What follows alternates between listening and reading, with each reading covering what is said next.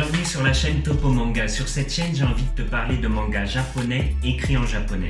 Si tu es à la recherche de manga japonais jamais édité en France, tu es sur la bonne chaîne. Dans ce premier épisode de Topo Manga, j'ai envie de te parler d'un manga des années 80.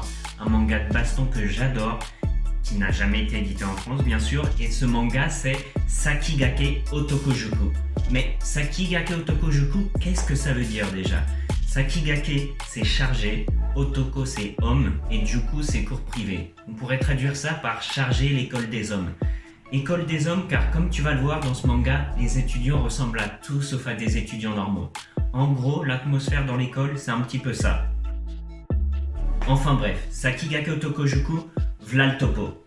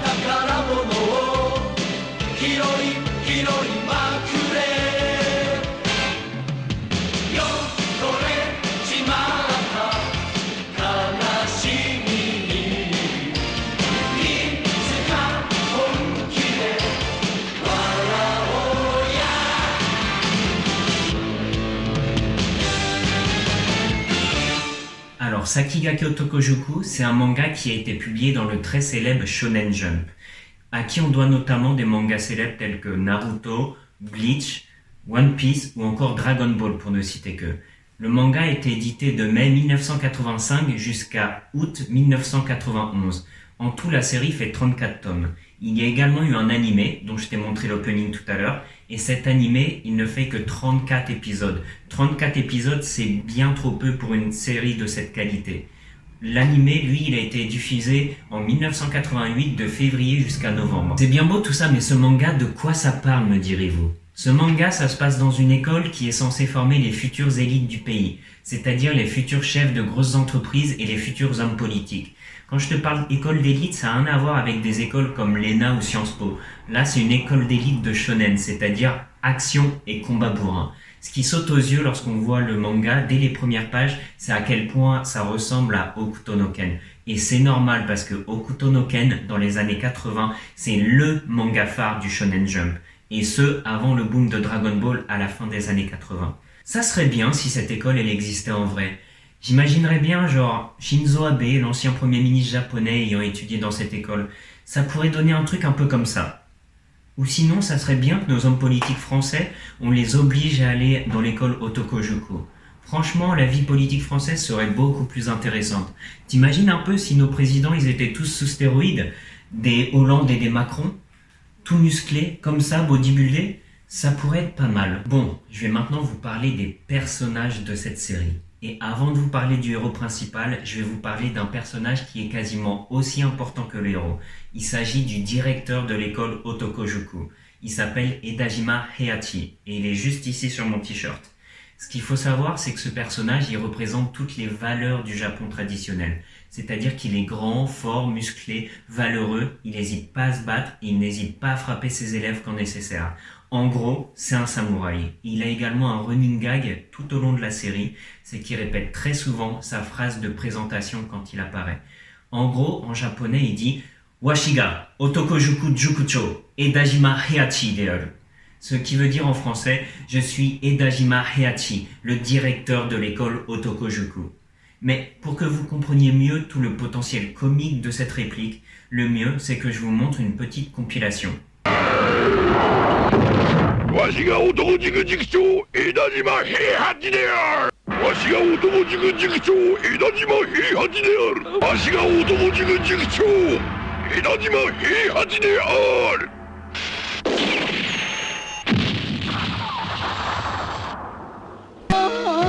わしが男塾塾長枝島平八である。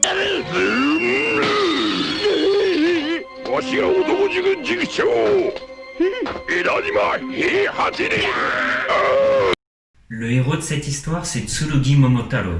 Alors lui, c'est un personnage qui est fort, valeureux. Il est également toujours prêt à sacrifier pour ses amis et il déteste l'injustice. C'est vraiment l'archétype du héros de shonen. D'ailleurs, j'ai une figurine du personnage juste ici. Et ce qu'il faut savoir, c'est que chaque héros dans l'histoire se bat avec une arme de prédilection. Et lui, son arme principale, c'est un long katana qu'il a ici dans le dos. Le prochain personnage, c'est Togashi Genji. Ce personnage, il est surtout connu pour la célèbre scène de torture du premier tome de Aburaburo qu'il subit. Aburaburo, je vais vous en parler un peu plus tard dans la vidéo.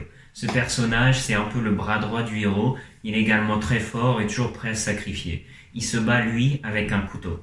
Il y a aussi Gokuko Hidemaro. Donc Gokuko Hidemaro, c'est un petit peu le bouffon du groupe. Il est là pour détendre l'atmosphère avec ses gags. Il ne participe jamais au combat, il est juste là en tant que spectateur. À l'origine, dans le manga, quand il apparaît, c'est un gosse de riche qui vient d'arriver à l'école Otokojuku. Il est insupportable, il est hautain et il prend tous les élèves pour ses larbins. Sauf que le héros va lui donner une bonne leçon, il va le recadrer et ensuite il va rejoindre la bande des héros. Ensuite, il y a Toramaru Ryoji. Lui, à la base, il était enfermé dans l'école comme une bête sauvage parce qu'il était craint pour sa puissance et sa bestialité. Finalement, lorsqu'il est libéré et qu'il se décide à aider les héros, on se rend compte que c'est vraiment un allié de poids parce qu'il est vraiment fort.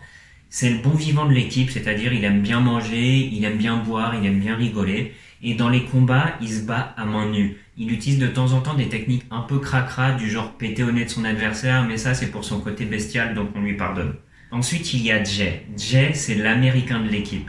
Dans les premiers tomes du manga, il y a un arc où il y a des étudiants américains qui viennent attaquer le campus de Otokojuku en arrivant en parachute, et Jay, c'est le last boss un peu de cet arc-là.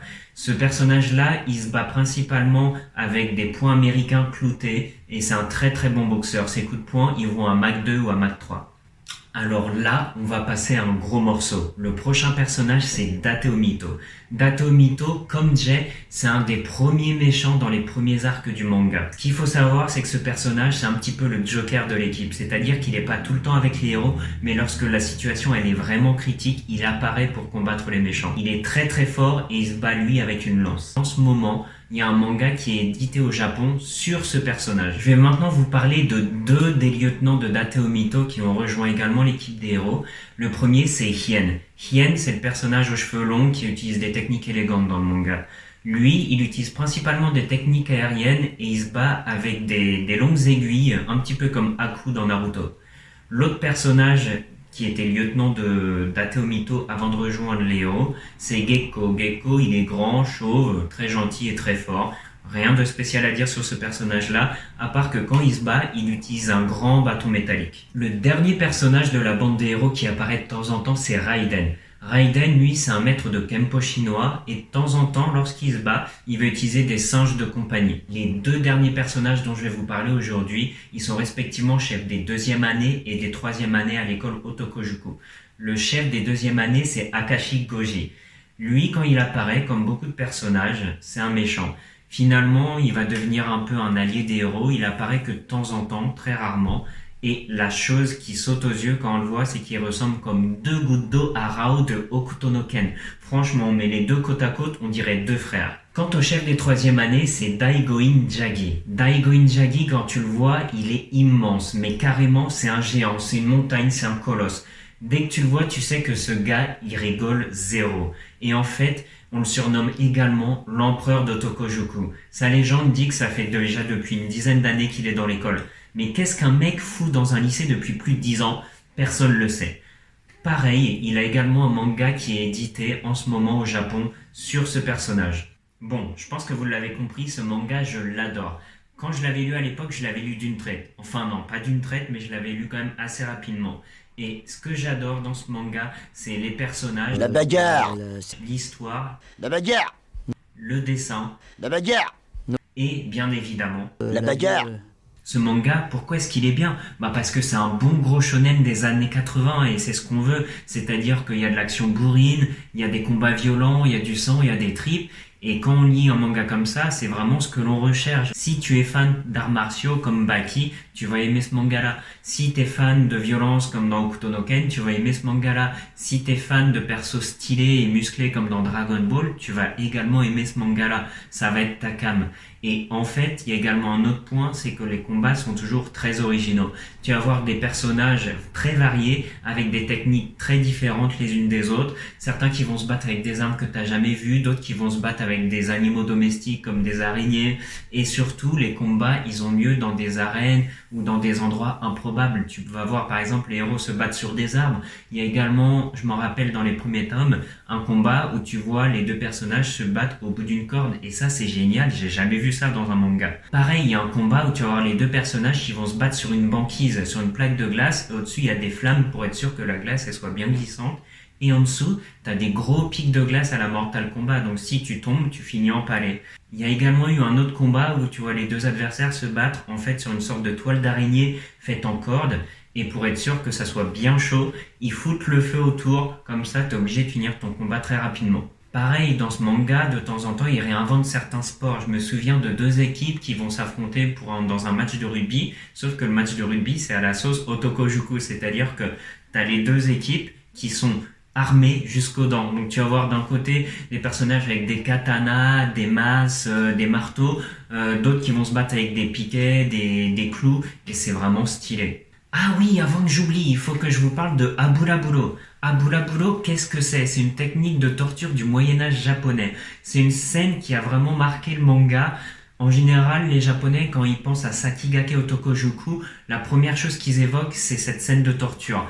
En gros, qu'est-ce que c'est? Tu mets un criminel dans un bain bouillonnant d'huile, et le gars ne doit pas bouger parce qu'en fait, tu rajoutes en plus sur l'huile une petite coupelle en papier qui tient une bougie qui est allumée. Le criminel ne doit pas bouger jusqu'à ce que la bougie soit totalement fondue. Si jamais il bouge et que la coupelle de papier elle tombe dans l'huile, la bougie elle enflamme le tout et le gars il est mort. Et Genji, un des héros du manga, subit cette torture dans le premier tome. Toujours au rayon torture bien sympathique, il y a Akashi Goji, le chef des deuxièmes années qui a fait fort aussi. Il a mis en fait deux élèves pour les punir sous une guillotine.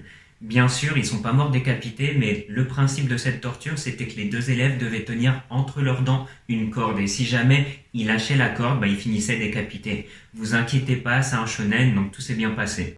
Voilà, c'était le topo sur Sakigake Otokojuku. J'espère que ça t'a plu, c'était ma toute première vidéo. N'hésite pas à liker, à t'abonner, parce que là, je prépare d'autres vidéos sur des mangas qui n'ont jamais été édités en France.